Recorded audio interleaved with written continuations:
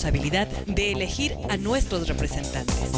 El derecho lo ejercemos el domingo 17 de febrero en las urnas y la responsabilidad todos los días al conocer, investigar e informarse quiénes son las mujeres y los hombres que están de candidatos.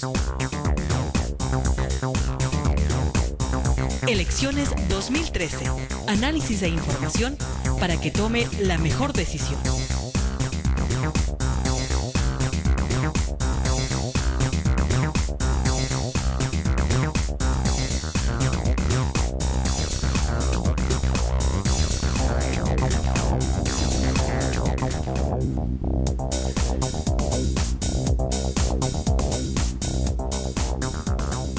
Amigos, amigas, buenos días. Son las 7 de la mañana con 42 minutos. Continuamos en el programa de Elecciones 2013 que TVMIC, Canal 47, transmite para las provincias de Cotopaxi, Tungurahua, el sur de Pichincha, parte de Chimborazo y de Pastaza, para conocer a los candidatos y a las candidatas asambleístas provinciales de Cotopaxi. Estamos en la segunda ronda correspondiente a debates que inició esta semana.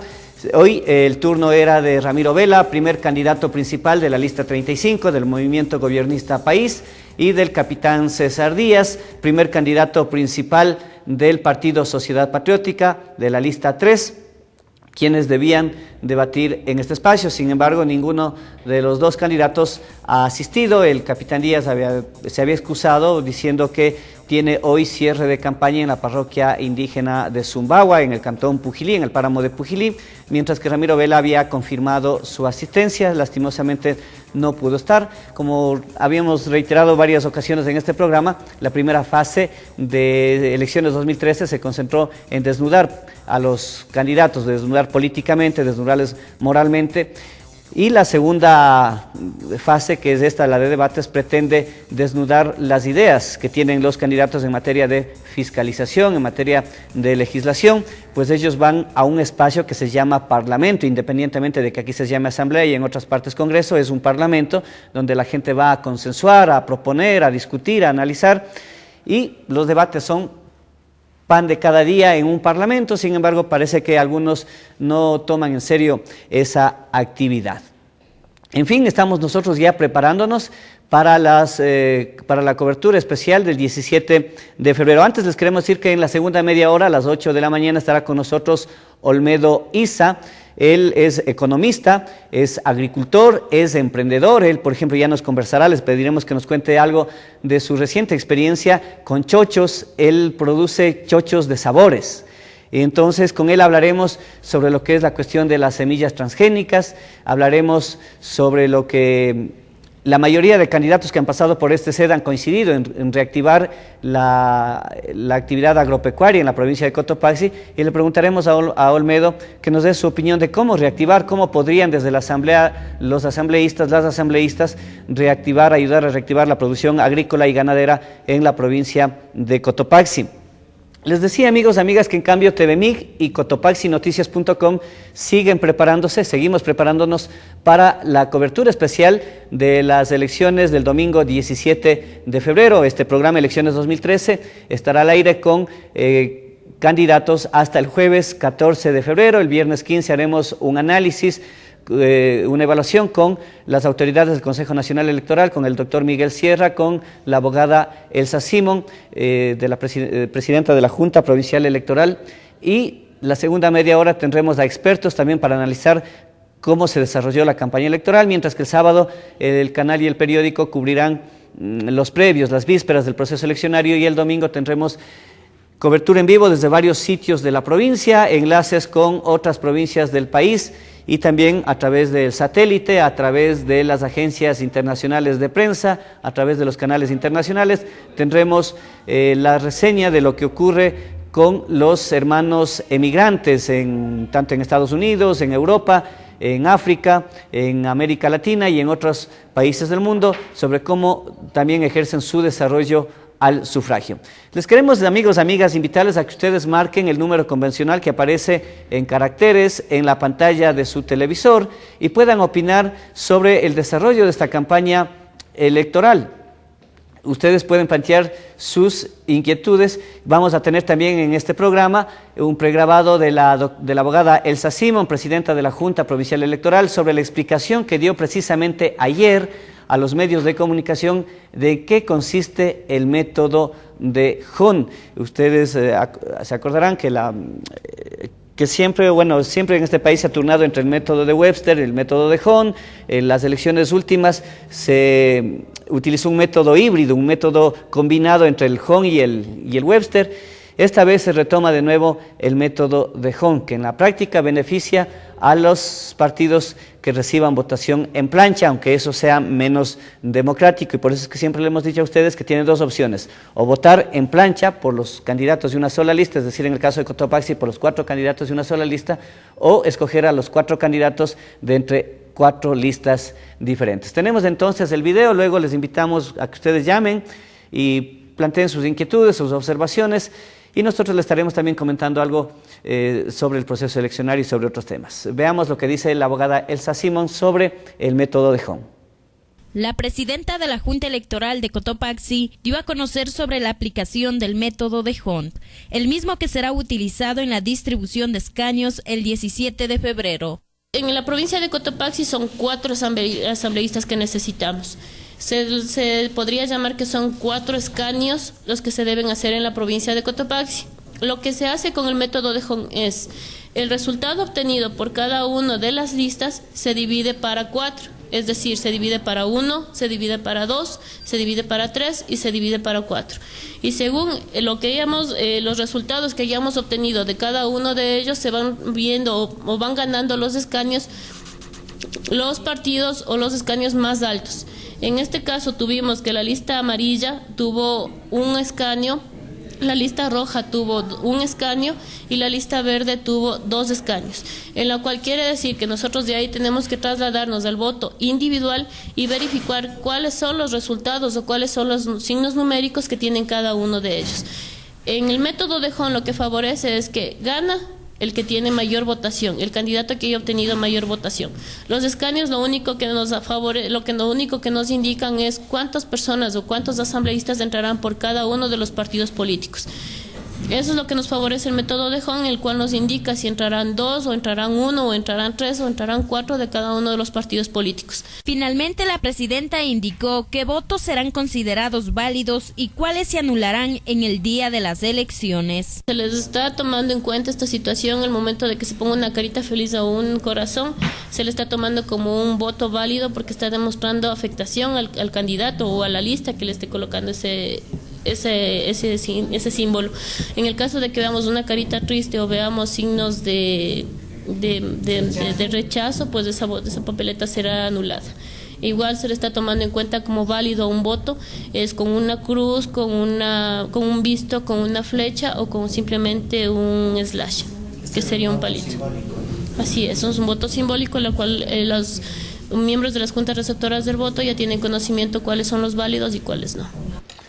Ok, son las 7:50. Veíamos ahí a la abogada Elsa Simón, presidenta de la Junta Provincial Electoral de Cotopaxi, explicando el método de Hon.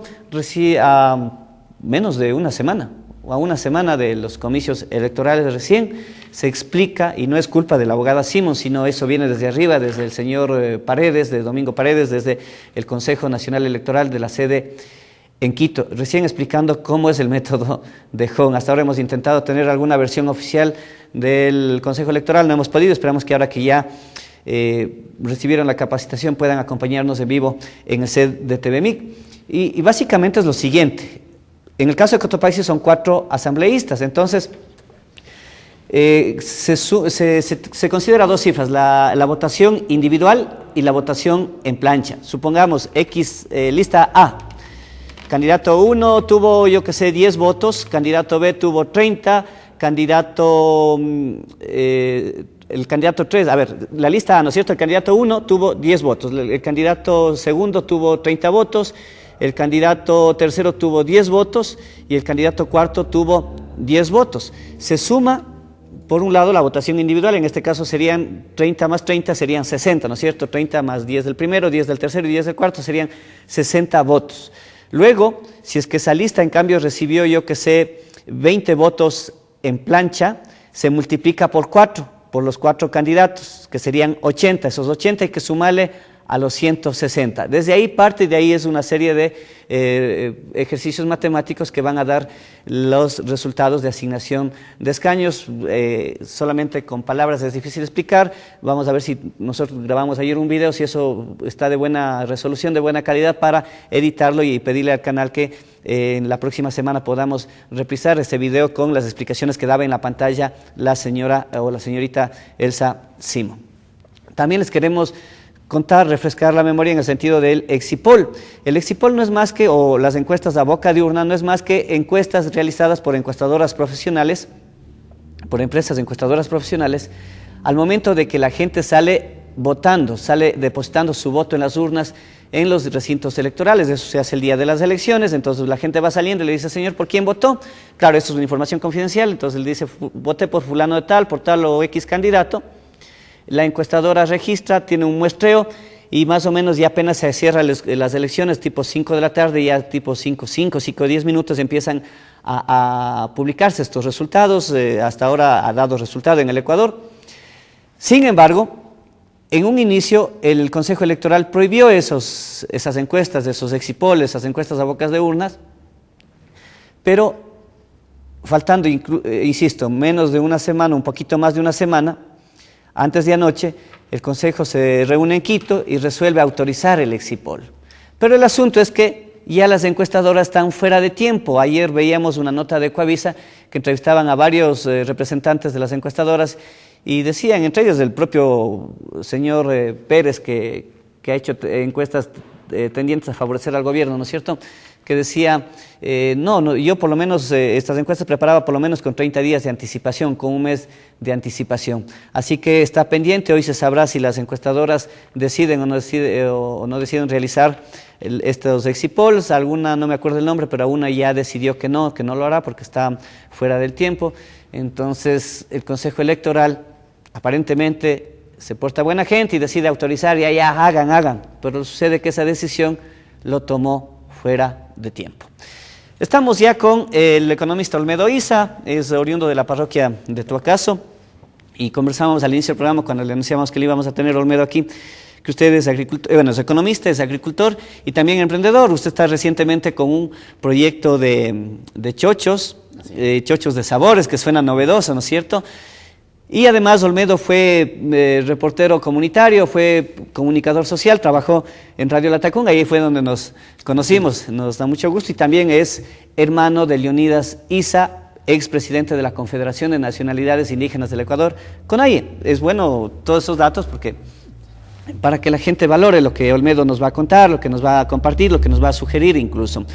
Olmedo, quisiera que se presente usted mismo un poquito más, y la idea sería hablar de los transgénicos y también de un tema en común que ha unido a todos los candidatos que han pasado por este sed. Todos, la mayoría proponen, casi todos proponen reactivar la agricultura, especialmente en una provincia como Cotopaxi, que se ha caracterizado por la agricultura que no solo en la provincia, sino en todo el país, según palabras del propio régimen, según palabras del propio economista Rafael Correa, presidente de la República y candidato a la reelección, ha sido descuidada porque el gobierno se ha dedicado a otros temas, y dice que de ser reelecto en el próximo periodo, pues le pondría énfasis en materia de agricultura. Así que bienvenido, buenos días, Olmedo.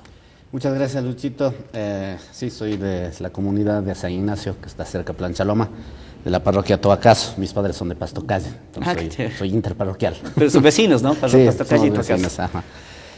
Precisamente hay una gran preocupación, creo, y que no ha sido motivo de debate profundo. Yo creí que ese va a ser uno de los temas que se debata en el país, desde los diferentes candidatos, desde la presidencia de la República y los asambleístas también, en lo que tiene que ver con los transgénicos, siendo un elemento fundamental para el ser humano y también para la agrobiodiversidad. Es un tema que se debería debatir, se debería haber debatido en estas preparatorias para las elecciones y saber, y la gente sepa por quién efectivamente votar. Por otro lado, sí, la agricultura ha sido un tema totalmente abandonado en este debate. Yo creo que el señor presidente ha reconocido en varias ocasiones que no ha puesto énfasis en la agricultura. es que la agricultura no es solamente la producción, la agricultura contempla muchos otros elementos que puede afectar positivamente, incluso positivamente a grupos humanos grandes y negativamente tal vez a grupos poderosos. Entonces, no solamente es la alimentación, que es lo esencial para el ser humano, sino también está el tema económico. Entonces, ¿a quién favorece y a quién, entre comillas, perjudica de sus grandes ganancias? Y el tema de la agricultura tiene que ver mucho con el agua. Y el agua es un elemento que tiene asimismo varios componentes, varios factores. Si no cuidamos los páramos, por ejemplo, estamos prácticamente destruyendo la posibilidad de tener agua de calidad. Si destruimos los páramos, ya hemos constatado que hay muchas vertientes que se han secado. A veces pensamos que las vertientes que están abajo, hablemos de Cotopaxi, que nacen por Saquicilí, por Guaitacama, está naciendo, surgiendo desde ese punto, y no es así, es la filtración del páramo. Y nosotros, viene a través de aguas subterráneas. Viene a través de vertientes subterráneas que en algún momento aflora. Como son pendientes, entonces en algún momento aflora. El tema del páramo es otro factor. ¿Quién vive en el páramo? ¿Quién debería cuidar el páramo? Es toda la sociedad. ¿Quién vive el páramo? Vive en el páramo fundamentalmente son los indígenas y son sociedades marginadas desde el Estado, son sociedades que tienen muy pocas probabilidades de desarrollo porque están desamparados, tienen muy pocas probabilidades de desarrollo, ahora más todavía porque nosotros mismos estamos poniendo énfasis en que ya no debemos destruir el páramo. Entonces la pregunta es, ¿de qué vive esa gente? Entonces el tema del agua no es simplemente el agua, sino todos estos otros factores que tienen mucho que ver con el cuidado y el desarrollo, el cuidado del páramo y el desarrollo de estas poblaciones que viven en el páramo. El otro punto es la tierra. En el Ecuador hay una reconcentración de la tierra. Hay una amplia migración de los sectores rurales hacia los centros urbanos fundamentalmente, y estas tierras están abandonadas. Claro, no son como unidades de producción, no son grandes, pero si sumamos todas estas microunidades de producción, ya se convierten en territorios bastante grandes. Hablemos de Cotopaxi, es donde más conocemos. Por ejemplo, toda la zona de Tigua, la zona de Zumbagua, la zona de Saquicilí. Vemos poblaciones mayores de 60 años que están viviendo en estos territorios. Y estos territorios, estas tierras que eran productivas, ahora ya no están produciendo. Pero eso es entendible, porque la migración de cierta manera le da una mejor calidad de vida a la gente. A la gente. Yo decía, yo trabajo para Pichincha, Cotopaxi, Tungurahua en este momento en un proyecto, y trabajábamos en la zona sur de Quito, en el barrio San Juan, que está por el Beaterio más o menos, a la cordillera occidental del Beaterio, y compañeros de Zumbagua viviendo ahí, o sea, en condiciones no adecuadas, nada adecuadas. Tenían agua que traían del páramo, no tenían servicio de transporte, etcétera, pero tenían una casita de bloque por lo menos, los servicios estaban un poco más cerca, tenían luz eléctrica.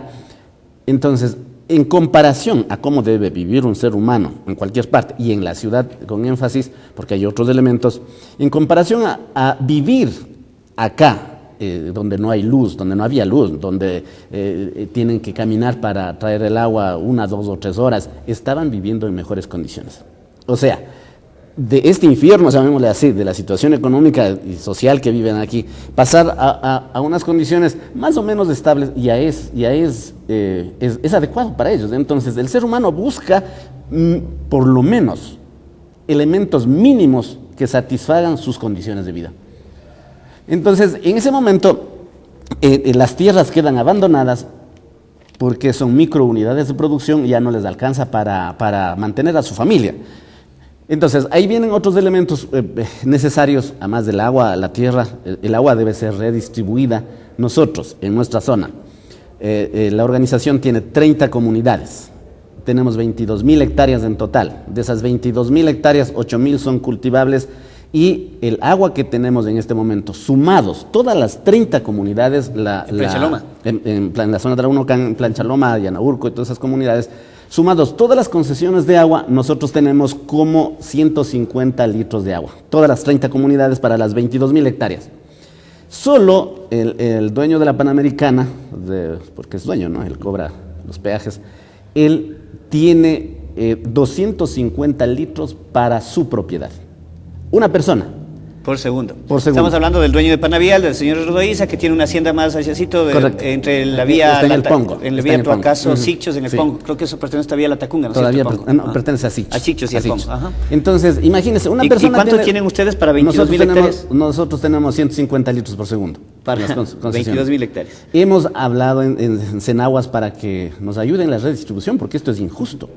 No, el señor Erdoiza tiene derecho, obviamente, él está produciendo ganado bravo, ganado de lidia, pero eso no le da de comer a la gente. Pero nuestros compañeros, mis compañeros, ellos sí producen papas, producen habas, producen los alimentos para satisfacer las necesidades alimentarias y nutricionales de la población. Entonces, mire la diferencia, que es, por eso digo, hay que redistribuir el agua, de eso no se ha hablado, se habla de darles agua, pero no se habla de la redistribución del agua. El agua es un bien escaso, no hay agua. Nosotros, yo tomo mi organización para ser un poco más explícito. Nosotros hemos decidido que debemos transparentar qué cantidad de agua tenemos. Por supuesto. Entonces decir, a ver, en nuestras comunidades, 5 comunidades tenemos páramos, hemos determinado que ya no se tala el páramo, definitivamente son fuentes de agua. A ver, ¿cuánto de agua tenemos? No me acuerdo exactamente, creo que son como 350, como 600 litros de agua por segundo tenemos. Eso nos alcanza para regar ¿cuántas hectáreas? Nos alcanza para regar haciéndole eficiente. Si hacemos simplemente por inundación, tendríamos para regar 600 hectáreas. Si hacemos con aspersión, multiplicamos por 4, 6 por 4, 24, tenemos para 2.400 hectáreas, pero tenemos 22.000 hectáreas. Entonces, hay comunidades que nunca van a tener el agua, entonces no hay que crear la expectativa. Entonces hemos dicho, a ver, si no tenemos el agua, ¿cuáles son las comunidades a donde puede llegar el agua primeramente, técnicamente? Porque a las colinas que están al frente no puede llegar, entonces vamos a hacer agricultura de riego en este territorio y agricultura de secano en este territorio. Entonces, eso es muy importante, pero si es que redistribuimos el agua, podríamos coger, no sé, el señor Erdoiza, por ejemplo, podría quedarse, no sé, con 10, 20 litros por segundo y el resto podríamos redistribuir. Ahí estamos hablando de regar más o menos de unas 600 o 700 hectáreas más. Entonces hay que redistribuir el agua, hay que redistribuir la tierra. Si queremos mejorar la agricultura hay que redistribuir la tierra y ha habido una reconcentración de tierra en estos últimos 10 años. A ver, lo del agua nos quedó claro, ¿no es cierto? Es decir, en un caso ejemplo concreto que usted pone, la hacienda del señor Erdoiza, dueño de Panavial, cría ganado de lidia, con todo el legítimo derecho que le caracteriza, pero no se justifica que tenga para él solito y para criar ganado de lidia de 250 litros por segundo, mientras que ustedes tienen 150 litros por segundo para 22.000 hectáreas. ¿De cuántos campesinos me dijo? Somos 5.000. De 5.000 personas. Habitantes, ¿no es cierto? En las que ustedes, en cambio, cultivan papas, habas, mellocos, yo qué sé, y otros alimentos que salen a la ciudad. Nos quedó claro entonces el tema del agua. ¿Cómo es esto de la reconcentración de la tierra? Esto se ha dado con más énfasis en la costa. Las grandes empresas bananeras, fundamentalmente las palmicultoras, han ido comprando tierras alrededor de su predio. Entonces tenemos inmensas cantidades de haciendas que tienen 15.000, 20.000 hectáreas. Y eso es demasiado. Y hay gente que no tiene dónde ponerse su casita. En la sierra, igual, en algunos sitios, en el caso nuestro mismo de acá, el señor Erdoiza compró, digamos, para ese momento el precio de la tierra estaba a $1.000. Él dijo, no hay problema, yo te pago $5.000 por hectárea. Entonces se fue comprando a los campesinos. ¿Cuadruplicó? Sí, a los campesinos que estaban cerca de la hacienda, se fue comprando y creo que tiene más o menos unas 2.000 hectáreas entre páramo y la zona baja. Entonces ha habido una reconcentración de la tierra. Entonces, es necesario la redistribución de la tierra. Ahí habría que mirar cómo se hace esta redistribución de la tierra, que igual no se ha debatido, todo el tema del desarrollo rural está totalmente marginado desde hace más de 10 años. Incluso los académicos que antes discutían, analizaban sobre el desarrollo rural, lo han dejado de hacer. Entonces, se debería pensar cómo es el tipo de propiedad. No, las cooperativas han funcionado, pero en el momento que ya esa generación de socios se mueren, se vuelve a retasear la tierra. Entonces habría que mirar qué tipo de propiedad se puede generar para que estas extensiones de tierra que están produciendo alimentos puedan cumplir su rol de producir alimentos y no fraccionar para cada uno de los herederos y después se hace más pequeño, después se hacen terrenitos de 300, Pero eso 400 sería también hectáreas. atentar contra los derechos individuales que garantiza la Constitución. Yo creo que no, si es que hay una decisión personal. Si yo, por ejemplo, decido con 10, 20 personas, decidimos comprar una propiedad y decidimos que esa propiedad es para la producción de alimentos. Es otra cosa. Es otra cosa, ¿no es cierto? Y cada uno sí tenemos un pedacito de tierra en donde poner la casa. La idea es no retasear esa propiedad que compramos para un fin, que es un fin social y un fin económico también, porque se debe vivir de esa producción. Entonces, en el tema de la tierra, en el tema de el crédito o cualquier otro incentivo del Estado que ayude a desarrollar la agricultura, Estados Unidos les subsidia cantidades ingentes de dinero para sus agricultores. Entonces logran el desarrollo tecnológico, entonces logran un eficiente uso del agua para incorporando sistemas técnicos de riego. Entonces logran mercados. Pero en el Ecuador no hay eso, el campesino está totalmente abandonado, total y absolutamente abandonado. Entonces un incentivo favorable para el campesino sería, por ejemplo, la entrega de los créditos, igual mirando cómo se puede hacer con las garantías, porque las garantías son condicionantes y las que prácticamente les elimina las posibilidades del acceso al crédito al pequeño agricultor, al campesino. El famoso bono de la pobreza, por ejemplo, podría servir como un fondo de crédito, un fondo que permita hacer la garantía. No me acuerdo exactamente, parece que son $80 millones que gastan mensualmente, alguna cosa así. Digamos que son 80 millones, por 10 meses son $800 millones.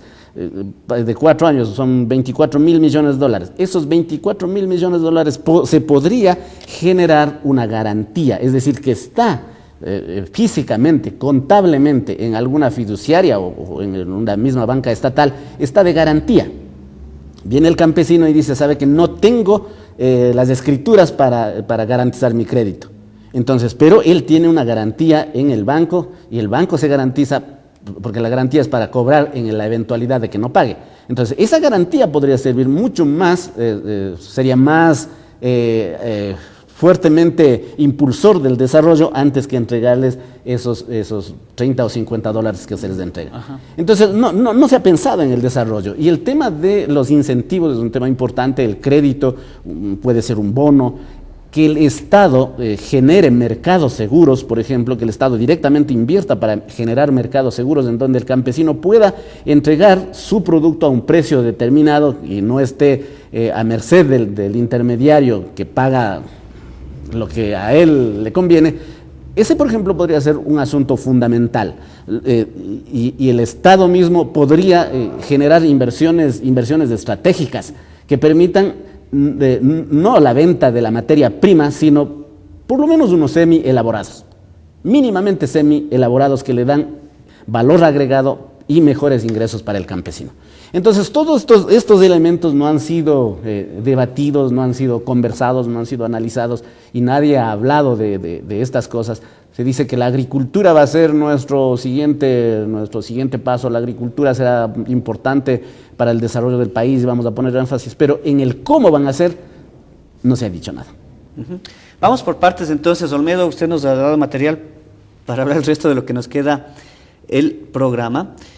Y empecemos con el tema de los páramos. Usted dice, sí es verdad, o sea, el cuidado de los páramos nos corresponde a todos, a mestizos, a indios, y cuando digo indios no estoy diciendo despectivamente, de hecho así se debe decir, eso de indígenas es otra cosa, usted no me va a dejar mentir, indios, negros, ¿no es cierto? Así como los negros... Al revés más bien. Y yo creo que son criterios de vista, porque puntos de vista... Yo soy ecólogo también, ¿Ya? Entonces, bueno, yo no soy economista puro, yo estudié ecología y economía ambiental. Entonces, en ecología se estudia ecología de las poblaciones, entonces igual se estudia botánica sistemática para entender la relación que tienen, el parentesco que se tiene con con las diferentes especies. Entonces, a mí me llamó poderosamente la atención cuando un profesor dice, tenemos especies indígenas. Yeah. Dijo, a ver, especies indígenas, ¿cómo es eso? Entonces, le pregunto al profesor y le digo, ¿por qué son especies indígenas? ¿No? Y conceptualmente, indígena significa, es adentro, indígena es de un solo lugar. Yeah. Entonces, hay especies de animales indígenas, ¿no? Estas especies son que existen en un solo lugar, en ese territorio, no hay más. ¿Y cuando decimos indio? Cuando decimos indio estamos haciendo referencia ¿Al continente? Al continente, claro. A la India, el país que viene que está en África, ¿no? ecuatoriano también okay. es indio. Sí, yo creo que es mejor. Mejor indígena, ok, entonces. Pero hemos vencido esto. Yo creo que los ecuatorianos tenemos que, y todos los países tienen poblaciones indígenas, ir venciendo esto. En el caso de los ecuatorianos hemos planteado ya no llamarnos indígenas, sino pueblos y culturas. Nosotros somos de... Pero bueno, eso dejémosles a los técnicos, a los burócratas porque ahora...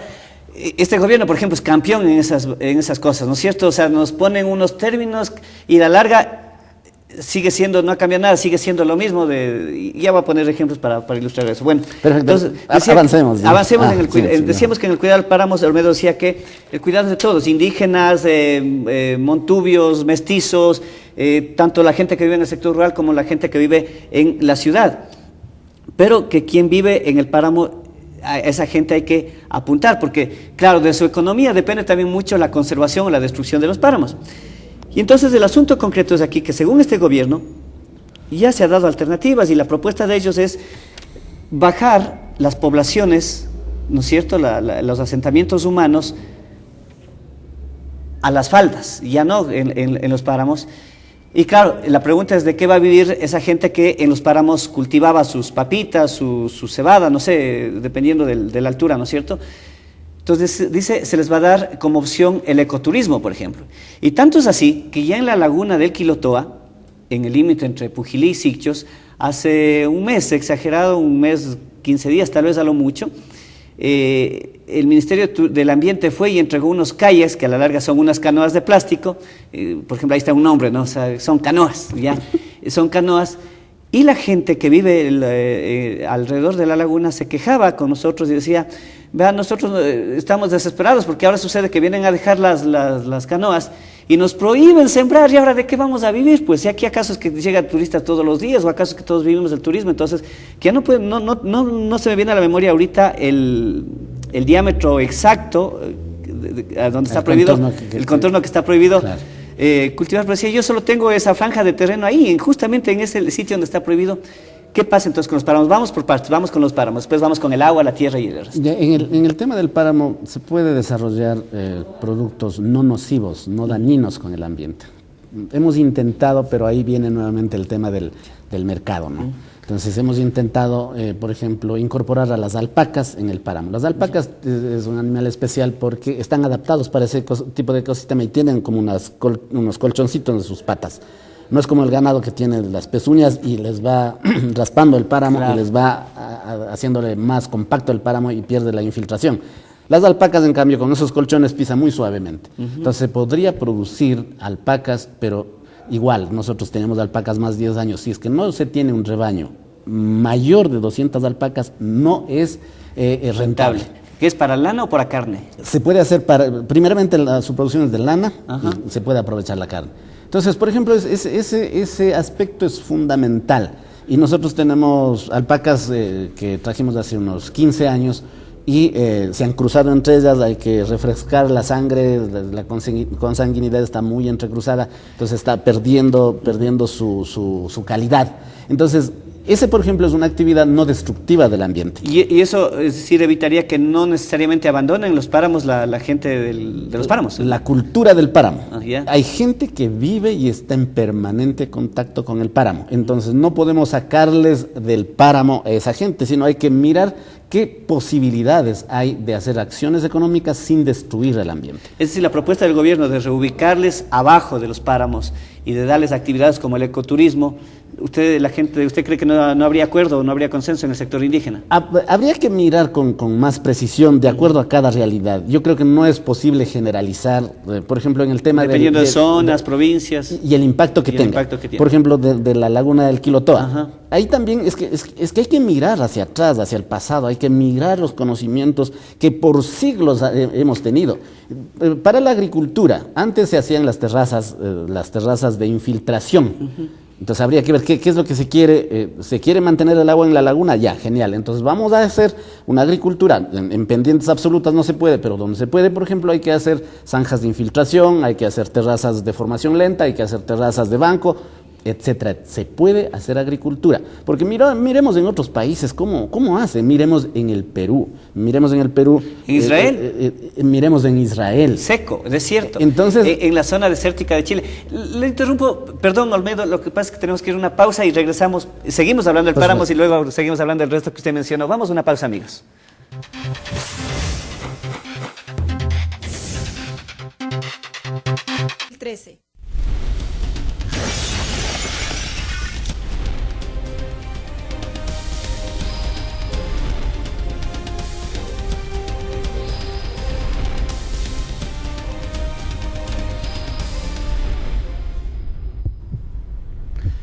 Ok, son las 8:19. Continuamos entonces.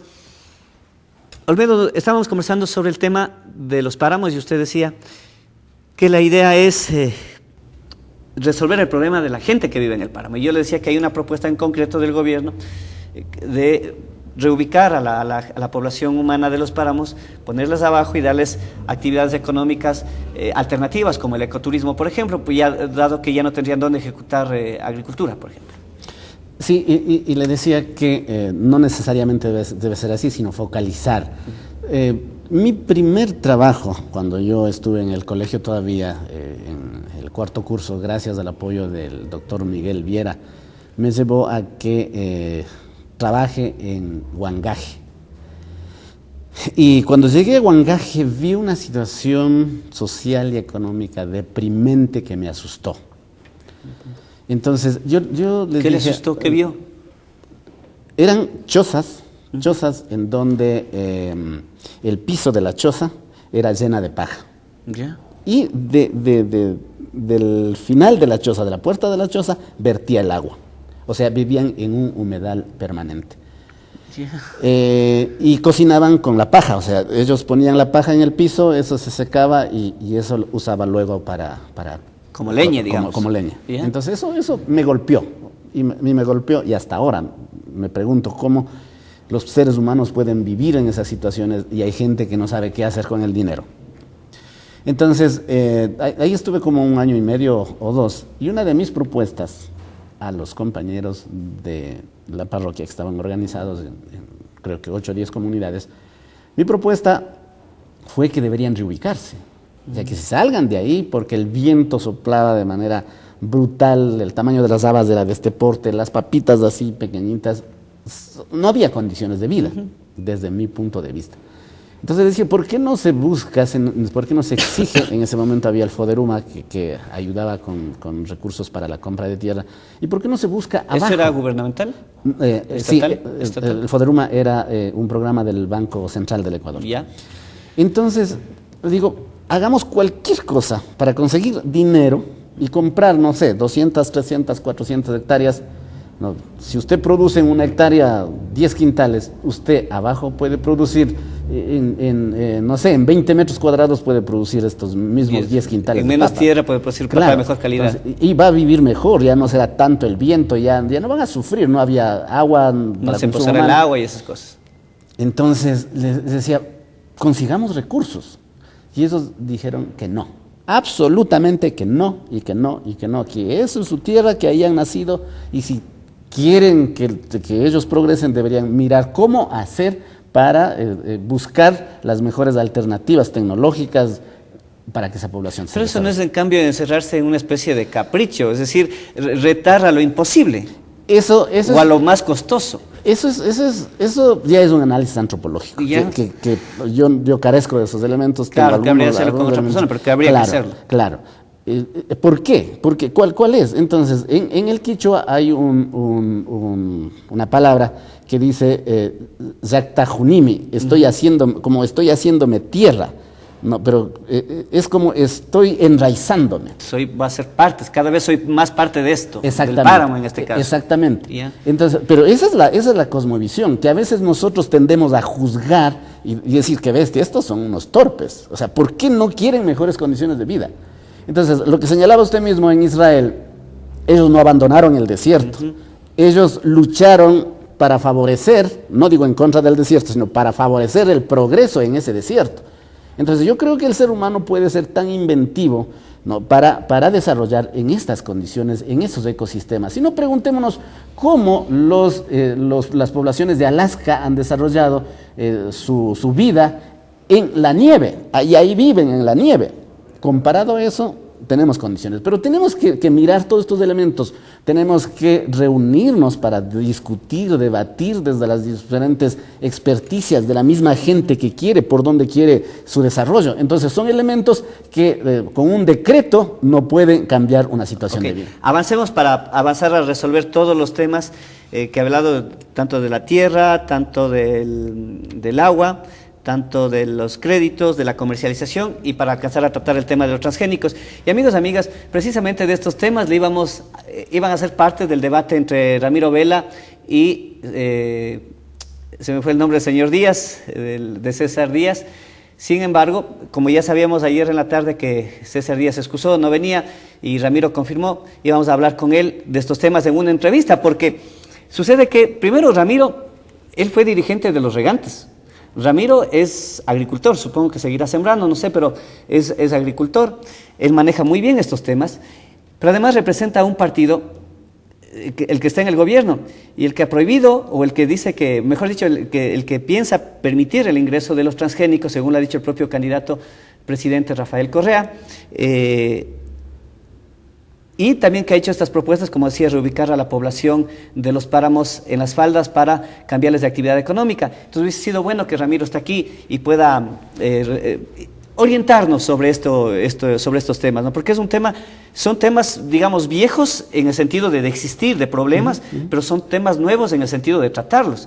Y ni siquiera para interrogarlos, sino esto, o sea, lo que estamos conversando. A nosotros nos va surgiendo inquietudes cada vez que usted va diciendo algo, nos surgen más inquietudes, y eso es bueno. En el tema de la tierra, usted decía, claro, ponía el ejemplo de la hacienda de los Erdoiza, que les compraron hectáreas que valían $1,000 a $5,000 a los campesinos de alrededor. Pero primero, eso no tiene la culpa a nadie, tiene la culpa a los propios, es decir, fue una decisión propia, voluntaria de los propios campesinos. No creo que el señor Erdoiza les haya ido y les haya puesto un revólver para que los vendan. Y segundo, claro, y usted ponía este ejemplo de que cada vez más gente del campo migra a la ciudad, y para muestra un botón o dos botones. El uno, los hermanos de Pujilí, de los páramos de Pujilí, Huangaje, Zumbagua, Tigua, asentados especialmente en San Felipe, en el sector de Loma Grande, y claro, ellos tienen mejor condiciones de vida. Correcto. Es decir, tienen una universidad mala o buena, lo que sea, pero la UTC está a pocos metros, tienen líneas de buses cerca, y ahora van a tener un centro de salud, un tipo C, creo que es, o tipo A. Bueno, en fin, están cerca de la ciudad, están más cerca incluso de Quito, digamos así, donde también se han asentado sus familiares. Pero claro, el asunto es que a la vez somos más gente en la ciudad, y a la vez, como ellos migraron desde el campo hasta acá y ellos dejaron de producir las habas, los mellocos, las papas, también somos más gente en la ciudad, pero cada vez con menos comida. Es un círculo vicioso, un círculo sumamente dramático, es decir, bienvenidos, ¿no es cierto? Pero el asunto es que esa gente que ahora engrosa las filas urbanas era la que sembraba, claro. y ahora se dedican no a producir, sino a consumir. Claro. Ya. Y le enlazo esto con lo siguiente. Hay quienes en cambio se aprovechan políticamente de esto, y lo digo con nombres y apellidos porque ya hemos destapado en la prensa eso.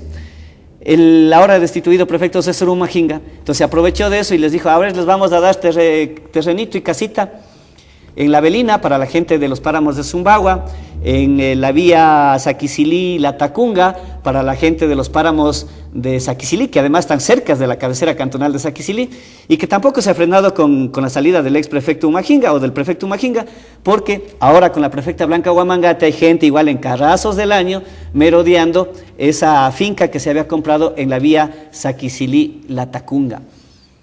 Entonces, insisto, la primera pregunta: ¿hay algún pecado en que alguien haya comprado las tierras de alrededor cuando hay voluntad de los campesinos que la han vendido? Y lo otro, la solución está en crear estos planes de vivienda para migrantes en la ciudad, en las urbes, incluso viéndolos con fines políticos, electorales. En el primer caso, sí, es una voluntad individual y nadie puede negarlos a eso, ¿no? Pero está la ética, o sea, la ética no está escrito, no está en la ley, no está en la Constitución. La ética es un acto individual, voluntario, y saber si estoy haciendo bien o no. En el sentido de si mis actitudes individuales van o no van a perjudicar al resto. Correcto. Entonces, dejémosle ahí por el momento. Yo no puedo juzgar ni decir que estuvo bien o estuvo mal. No, más un análisis, pero yo creo que claro, es una decisión más individual, y está la ética. ¿Con esto perjudico o no? ¿Y estoy favoreciéndome demasiado o no? Exacto. ¿Tengo ventajas de esto o no? Yo tengo dinero y alzo el precio de la tierra, por ejemplo. Incluso si me favorezco a mí, actualmente, capaz que mañana me perjudico a la larga. Puede ser. Entonces, eso también es una interrogante que sigue existiendo en esa propiedad. Ahora, lo otro es que yo creo que hay que trabajar muchísimo en la ruralidad. Generar condiciones de vida adecuada en el sector rural para que la gente no salga a la ciudad. Entonces no haya que hacer planes de vivienda, no hay políticos que se aprovechen electoralmente. Exactamente, porque, como usted decía, de productor pasan a consumidor. Claro. Y se podría pensar en varios sistemas o microsistemas económicos que permitan enlazar al sector rural con el sector urbano, pero en una vida dinámica de ir y venir y de entendimientos, comprensiones y de ceder, porque la vida no solo es producción, la vida no solo es alimento, la vida es la relación que tiene esta sociedad con esta otra sociedad. Convivir. La vida es qué pasa si es que yo le respeto o no al otro ser humano, bajo cualquier situación, por el hecho de ser humano. Porque hay gente, lamentablemente, que saca su título y dice, tienes que respetarme, porque yo tengo el título. Yo soy prefecta, yo soy presidente de la República, entonces a mí ni siquiera me mires.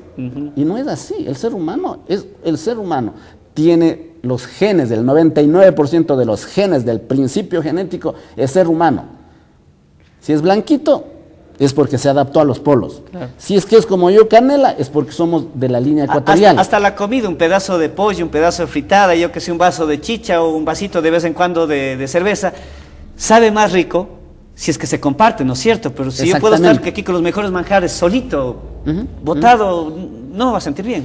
Exactamente. Entonces, esos límites tenemos que ir borrando con estas acciones. O sea, cómo el sector rural progresa conjuntamente con el sector urbano. ¿Qué líneas de conexión tenemos entre lo rural y lo urbano? ¿Cómo hacemos para que nuestros niños del sector urbano se vayan al sector rural y que entiendan cómo es la vida? Para ser un país real. Y es que si no se entiende cómo es del otro, no se le puede respetar. No se le puede respetar. Exacto. No se, a propósito de cuando le defenestraron al prefecto, le sacaron, le tumbaron y usurparon el poder. A propósito de eso, cuando le sacan al prefecto, al día siguiente afloró el racismo en La Tacunga. Afloró en La Tacunga el racismo. Entonces, todo el que tenía sombrero era objeto de burla, objeto de vejación. Sí, yo también lo he vivido. Entonces, afloró eso. Y eso ¿No es que más bien afloraron a la gente que estaba a favor de Humajinga? Puede ser. Y eso es terrible, porque también ha habido casos de racismo ahora al revés. O sea, ahora, es decir, antes había mucho más racismo de los mestizos hacia los indígenas. Ahora hay racismo de los indígenas a los mestizos, cosa que también es real. No niego, así es. Pero por eso mismo tenemos que ir construyendo conexiones. Exacto. Tenemos que ir construyendo entendimientos. Tenemos que ir construyendo el compartir de sabidurías. Porque el urbano es sabio, el rural es sabio. Entonces, usted lo que dice es, hay que mejorar la cuestión de la ruralidad. Es decir, mejorar las condiciones de vida en el sector rural. Por ejemplo, que haya escuelas de calidad, no las del milenio solamente. Solamente digo porque no va a haber recurso económico del Estado para poner las 200,000, no sé cuántas unidades educativas, y son extremadamente caras, se daña una pantalla y no hay recurso para reparar eso. Bueno, es otra historia. Pero se debe construir, se debe implementar, más que construir, se debe implementar unidades educativas de altísima calidad, con docentes comprometidos, que fundamentalmente ahí está la clave. Recursos didácticos, obviamente, de tal manera que el ser humano rural tenga la mente absolutamente despierta para aprovechar las oportunidades que brinda la vida. Porque caso contrario, así se vaya a la ciudad, no es un ente absolutamente productivo, de alta producción. Irá tal vez de albañil, irá tal vez de cargador. Lo que está pasando en San Felipe. Exactamente. Trabajan de estibadores, es decir, cargando los carros con bloques, donde trabajan en las bloqueras, trabajan de albañiles. Nosotros hicimos hace poco en cotopaxinoticias.com un reportaje y se evidenció eso, ¿no? Exactamente. Entonces, tenemos que mejorar la calidad de la vida a este ser humano del sector rural. Hay que hacer inversiones estratégicas, podríamos empezar por eso. En mi caso usted decía, yo soy emprendedor, sí, entonces estoy mirando qué se puede aprovechar. El tema de los chochos fue un tema supremamente importante y lo que quiero es demostrar que sí se puede agregar valor a la producción agrícola y a una producción. ¿Y eso es individual suyo o también es colectivo? No, es de mi familia. Ya, pero al par es, digamos, privado, pero es colectivo, correcto, o sea, no es que solo es de Olmedo Isa, o sea, es de sus hermanos. Sería tenaz. Sí, claro. Pero eso es bueno, es una muestra de que se puede hacer en conjunto, ¿verdad? Así es. Entonces, por ejemplo, en el tema de las moras, en toda la zona de Saraguasi están asentados los compañeros de la zona de Chuquilán, de Cuizana, de todos esos sitios, están en Saraguasi.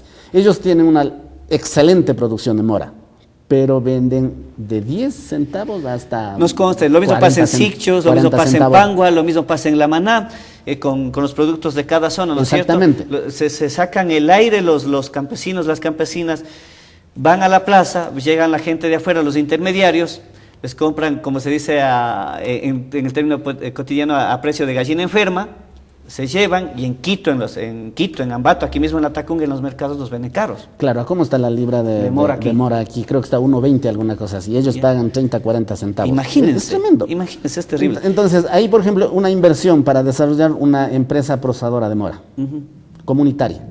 Es estratégico. Entonces, a veces la gente invierte en la producción. Yo diría que si hay recursos no hay que invertir en la producción, hay que invertir en el mercado, hay que invertir en el procesamiento. ¿Por qué? Si es que nosotros tenemos un centro de producción, digamos, de cualquier producto de mora, entonces el campesino ya sabe que aquí en su empresa le pagan bien, que tiene un mercado seguro y él aunque se hace un crédito avancemos. En el tema del agua, usted decía...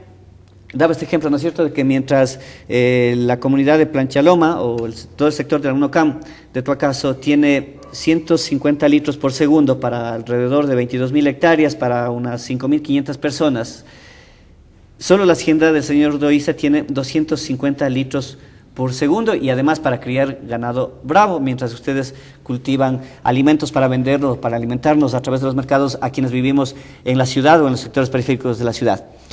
Pero este gobierno dice que ya ha redistribuido pues el agua.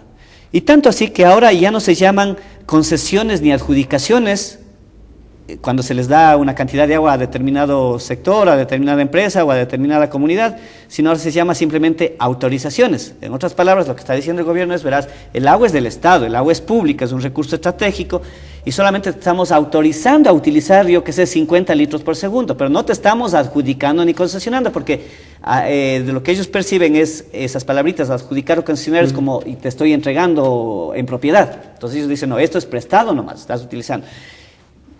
¿Qué más hace falta en ese aspecto del agua? Yo creo que hay que hacer un inventario de la cantidad hídrico. Empezaron, creo que hace un año, alguna cosa así. Está haciendo el Consejo Provincial, aparentemente. El Consejo Provincial, con las enaguas creo que están haciendo. Pero como se tornó político, las cosas no funcionan. Yo creo que en el momento que ya ganaron las elecciones, cualquiera que sea el partido político debe sacar su camiseta y dejarlo abandonado para siempre. Y ponerse la camiseta del desarrollo.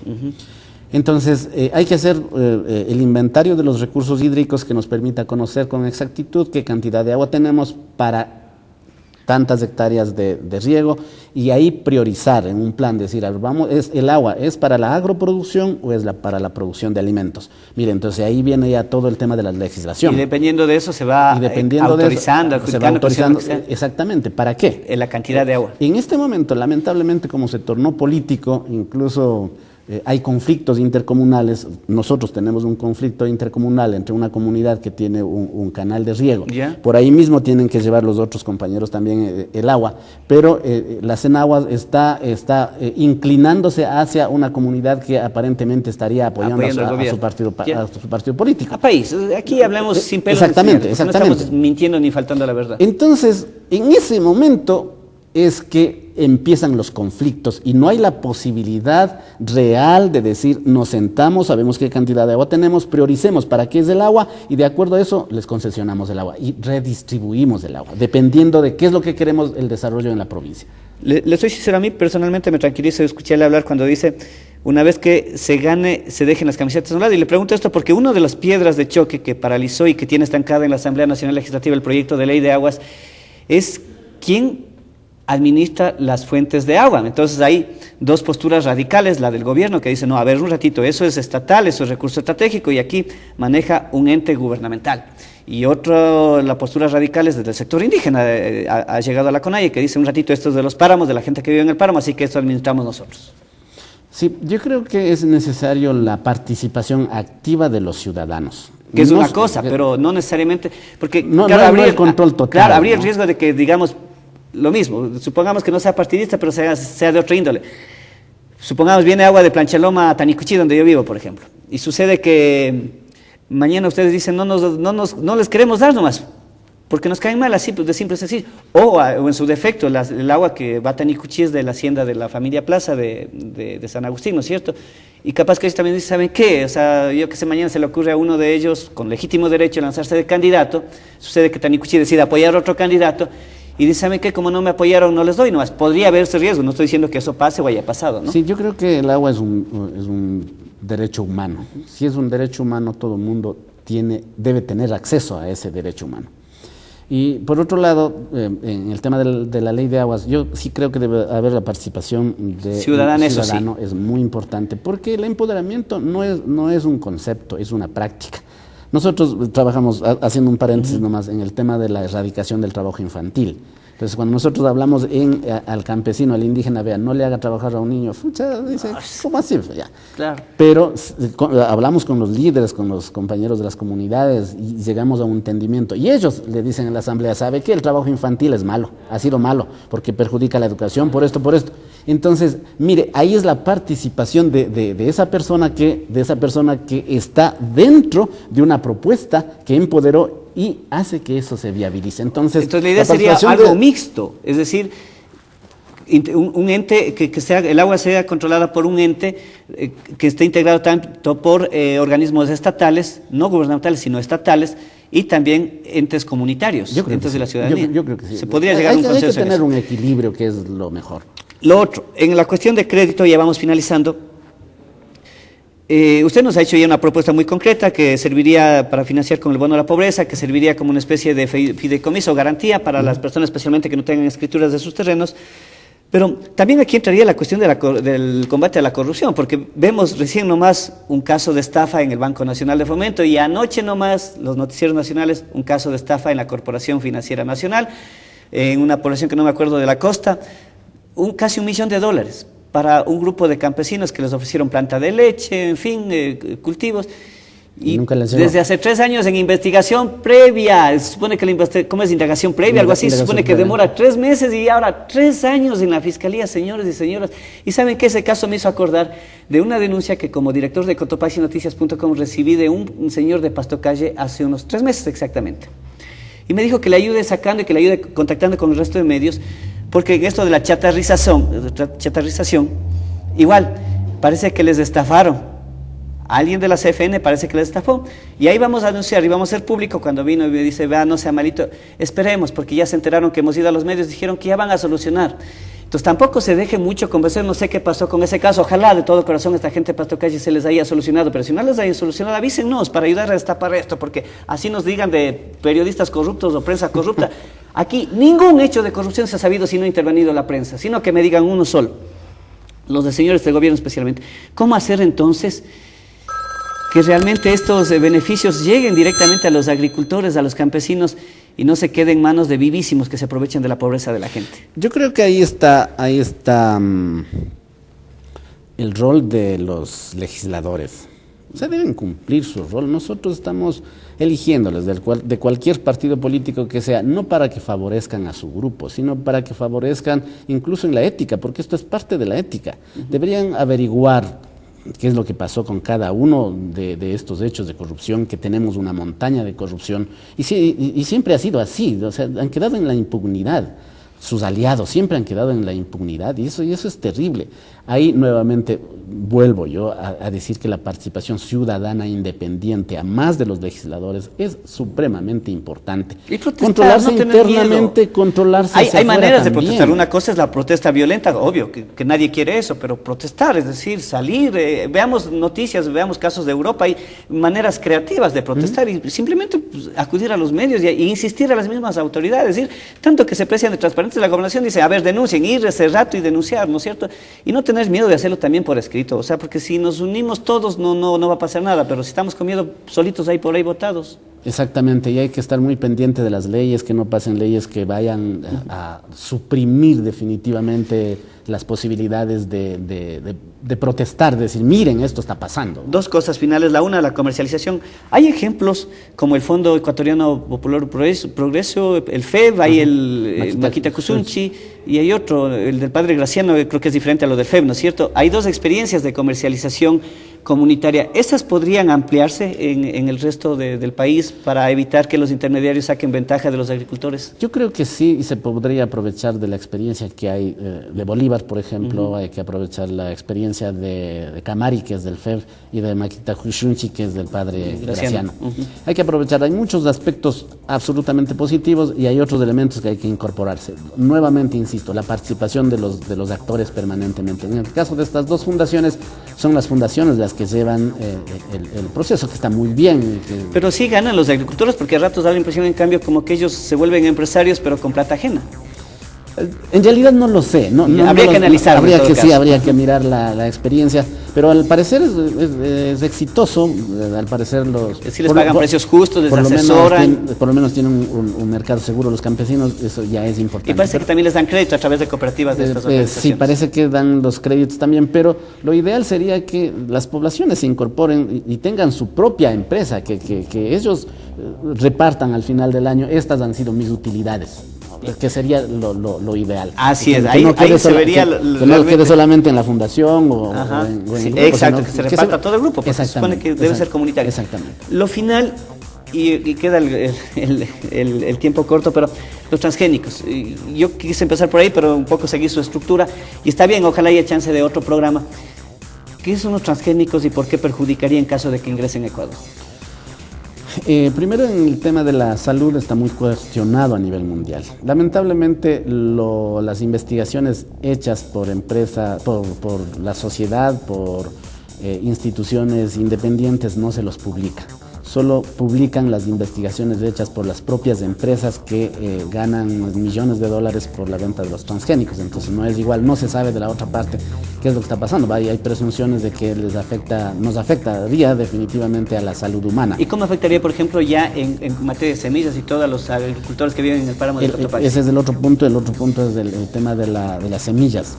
El tema de las semillas es muy probable que contaminen. En México ya se ha tenido experiencias en que la chacra de un campesino que está sembrado cerca de la chacra de un señor que sembró con transgénicos contaminó a su chacra. Es más, a la de las semillas, las transgénicas contaminaron a las autóctonas. Es más, los empresarios que tienen las semillas transgénicas les demandaron por uso de semillas transgénicas, que no fue así, les demandaron a estos campesinos. Entonces, ese es el otro asunto, el control total de las semillas, y si es que no se les paga para usar esas semillas, los campesinos no pueden usarlos. Entonces, tienen varias aristas, desde lo social, desde la contaminación ecológica, etc. Olmedo, muchísimas gracias por estar aquí. Es un tema que, insistimos, puede sonar abstracto, puede sonar tedioso a veces, pero que es súper importante, insistimos, cada vez, y claro, y qué lindo, o sea, que haya gente del campo en la ciudad, pero el problema es que esa gente que ahora está en la ciudad, antes producía alimentos, ahora se dedica a consumir alimentos, y claro, ahí tranquilamente nos pueden meter transgénicos y otros alimentos que a la larga no alimentan. Entonces, y es cierto aquello de que antes comíamos coladas, morochos, ahora comemos puro sopa de fideo. Si no, pónganse ustedes mismos a ver cuál es el menú diario que preparamos en nuestras casas. Amigos, amigas, nada más nos despedimos. Queremos contarles algo, mejor dicho, a manera de advertencia. Sucede que en días anteriores en Salcedo, una niña fue herida con la explosión de un envase de espuma de carnaval. Hay dos versiones. Una versión es que la niña estaba agitando el envase de la espuma. Otra versión es que el envase estuvo al lado del televisor y explotó. La niña fue afectada en uno de sus ojos, si no me equivoco es el izquierdo. Ella, gracias a Dios, está bien, su ojo está fuera de peligro, está internada en un hospital. La Gaceta sacó alguna información ayer, Ecoavisa también ha entrevistado. Pero lo triste de esto es que las autoridades no lo hacen público, sino le pregunta a la prensa. Y entonces aparentemente hay una falla de fabricación ahí. Entonces, en ese sentido, deberíamos estar pendientes, deberían decir, vean, pasó esto, por Dios, estén atentos, sin alarmar, desde luego, pero quedarse callados no es la solución. Y ayer en una rueda de prensa justamente que daban varios organismos estatales para prevenir posibles o eventuales accidentes en el feriado de carnaval, le preguntamos esto, le preguntó la periodista que sabía del asunto, y el intendente dijo que él no conocía mucho, que no había presentado la denuncia. Sucede que sí está la denuncia y está en la Comisaría Nacional de Salcedo, Comisaría Nacional de Policía de Salcedo, que sí le compete al intendente. Esperamos que hayan hecho ya requisas en las perchas para ver si no hay más latas de estas de espuma de carnaval con más fallas. Ahí debe estar el nombre, ya deberían hablar con la empresa, no tanto para sancionar, sino para ver de pronto se les pasó también a la empresa, y si obvio es que hay que sancionar, que sancionen. Pero por Dios, estamos perdiendo la capacidad de sorpresa ante la vida y ante la muerte. Las dos cosas deben sorprendernos, la vida para aprender a valorarla y la muerte para aprender a prevenirla, porque evitarla es imposible, es parte de la vida también la muerte. Y mucho más ahora en carnaval, que se supone que es una fiesta para celebrar la vida, ¿no es cierto?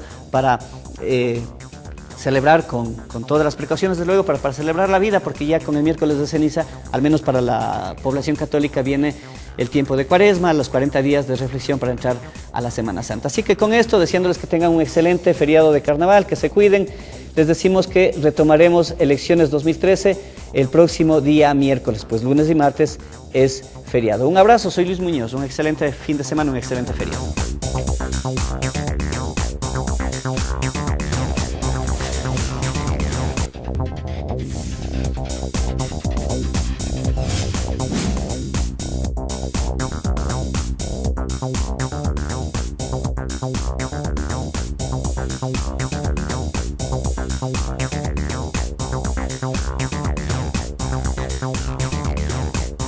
Elecciones 2013. Análisis e información para que tome la mejor decisión.